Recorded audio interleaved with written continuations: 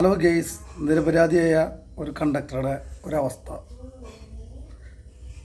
യാതൊരു കാരണവും ഇല്ലാണ്ട് ഇപ്പോൾ അയാൾ ബസ് തൊഴിൽ നിർത്തി എന്നുള്ള ഒരു വാർത്തയും കൂടി ഇതിലുണ്ട് ലാസ്റ്റ്.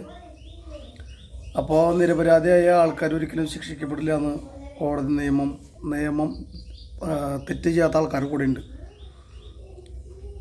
കള്ളക്കേസ് കെട്ടി ചമച്ച ഒരാളുടെ ജീവിതം കളയാനായിട്ട് വിദ്യാർത്ഥിനിയോട് അപമര്യാദയായി പെരുമാറിയെന്നാരോപിച്ച് ബസ് കണ്ടക്ടർക്കെതിരെ രജിസ്റ്റർ ചെയ്ത പോക്സോ കേസ് വിചാരണ കൂടാതെ കോടതി തള്ളിക്കളഞ്ഞു. കോട്ടയത്താണ് ഇത്തരത്തിലൊരു സംഭവം ഉണ്ടായിരിക്കുന്നത്. ചങ്ങനാശ്ശേരി ഫാസ്റ്റ് ട്രാക്ക് പോക്സോ കോടതിയാണ് ഈ കേസ് തള്ളിക്കളഞ്ഞത്. ഇതോടെ ബസ് കണ്ടക്ടറായിരുന്ന പൂവൻതുരുത്ത് സ്വദേശി പ്രദീപ് കുമാർ കുറ്റവിമുക്തനായിരിക്കുകയാണ്. 2024 ജൂലൈ മാസം 4-ാം തീയതിയാണ് ഈ കേസിന് ആസ്പദമായ സംഭവം ഉണ്ടാകുന്നത്. അന്ന് പ്രദീപ് ഈ കോട്ടയം കോളനി റൂട്ടിൽ സർവീസ് നടത്തുന്ന തിരുനക്കര ബസ്സിൽ കണ്ടക്ടറായി ജോലി ചെയ്യുകയായിരുന്നു. ആ ബസ്സിൽ ഒരു വിദ്യാർത്ഥിനി യൂണിഫോമും കൺസെഷൻ കാർഡും ഇല്ലാതെ യാത്രയ്ക്ക് എത്തുന്നു. ഈ സാഹചര്യത്തിൽ കൺസെഷൻ നൽകാൻ പറ്റില്ല എന്ന കണ്ടക്ടറായ പ്രദീപ് നിലപാടെടുക്കുന്നു. ഇതേ തുടർന്ന് ഇരുവരും തമ്മിൽ ഒരു സംസാരം ഉണ്ടാകുന്നു. പിന്നീട് ആ ബസ് തിരികെ എത്തിയ സമയത്ത് ഈ പെൺകുട്ടിയുടെ ബന്ധുക്കളും സുഹൃത്തുക്കളും ചേർന്ന് ഈ കണ്ടക്ടറെയും അദ്ദേഹത്തിന്റെ മകനെയും അതിക്രൂരമായി മർദ്ദിക്കുകയായിരുന്നു. ആ സംഭവം അന്ന് വലിയ വാർത്തയായതാണ്. അതിന്റെ ദൃശ്യങ്ങൾ സമൂഹ മാധ്യമങ്ങളൊക്കെ വലിയ രീതിയിൽ പ്രചരിച്ചതാണ്. ഇതിന് പിന്നാലെയാണ് ഈ കണ്ടക്ടർ അപമര്യാദയായി പെരുമാറി എന്ന് ചൂണ്ടിക്കാട്ടിക്കൊണ്ട് ഈ പെൺകുട്ടി ചിങ്ങവനം പോലീസിൽ പരാതി നൽകുന്നത്. ഇതിന് പിന്നാലെയാണ് പോക്സോ നിയമത്തിലെ 11, 12 വകുപ്പുകളും DNS 75 എന്നീ വകുപ്പുകളും ചുമത്തിക്കൊണ്ട് ഈ കണ്ടക്ടർക്കെതിരെ POCSO case Chingavanam police register ചെയ്യുന്നത്. ഈ കേസിലാണ് ഇപ്പോൾ ഈ കണ്ടക്ടറെ കോടതി വെറുതെ വിട്ടിരിക്കുന്നത്. ഈ കേസ് തള്ളിക്കളഞ്ഞിരിക്കുകയാണ്. കോട്ടയം സ്വദേശി അഡ്വക്കേറ്റ് വിവേക് മാത്യു വർക്കിയാണ് ഈ കണ്ടക്ടർക്ക് വേണ്ടി കോടതിയിൽ ഹാജരായത്.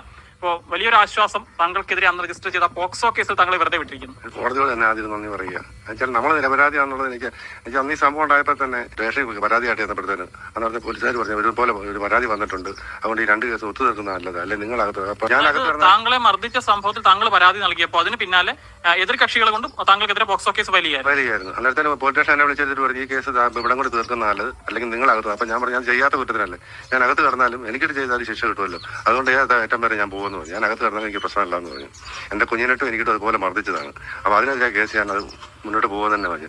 അത് കഴിഞ്ഞപ്പോൾ വേറെ ഒരാളെ പറഞ്ഞു വിട്ടു 50,000 രൂപ തന്നേക്കാം, കേസ് ഒത്തു തീർക്കും. ഞാൻ പറഞ്ഞു 50,000 കേസ് ഒത്തു തീർക്കുന്നില്ല എന്ന് പറഞ്ഞു. എനിക്കറിയാം ഞാൻ തെറ്റ് ചെയ്തിട്ടില്ല എന്നുള്ള ബോധ്യം എനിക്കുള്ളതുകൊണ്ടാണ് ഞാൻ അന്നത് പറഞ്ഞത്. താങ്കൾ യഥാർത്ഥത്തിൽ അന്ന് തന്നെ താങ്കൾ പറഞ്ഞതാണ് താങ്കൾ തെറ്റൊന്നും ചെയ്തിട്ടില്ല. താങ്കളുടെ ജോലിയുടെ ഭാഗമായി ഒരു വിദ്യാർത്ഥി യൂണിഫോമും കൺസെഷൻ കാർഡും ഇല്ലാതെ വന്നപ്പോൾ നിങ്ങൾ സ്കൂളിൽ പോയതാണ് എന്ന് ഞാൻ എങ്ങനെ തിരിച്ചറിയുമെന്ന് മാത്രമാണ് ചോദിച്ചതെന്നാണ് താങ്കൾ അന്ന് പറഞ്ഞത്. അപ്പോൾ അതിന്റെ പേരിലാണ് ഇത്തരത്തിലൊരു കേസ് ഉണ്ടായത്. അല്ല, അതിനകത്ത് അന്നത്തെ ദിവസം വിദ്യാഭ്യാസ സമരമായിരുന്നു. ഈ അന്ന് രാവിലെ തന്നെ സ്കൂളും കോളേജും എല്ലാം വിട്ടാണ്. അതിന് 5 മണിക്കാണ് ഈ കുട്ടി വണ്ടിയെ കയറുന്നത്.